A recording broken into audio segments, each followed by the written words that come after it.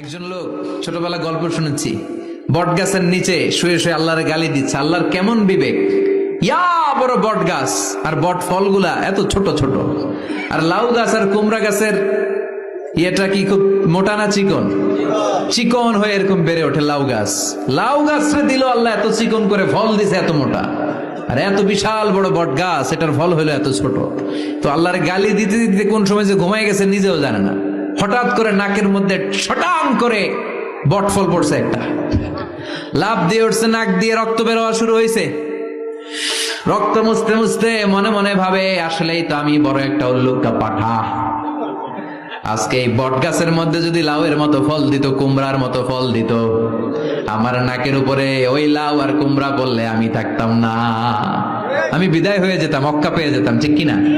যেখানে যেটা যেভাবে যতটুকু দরকার তার নাম চিৎকার করে তার নাম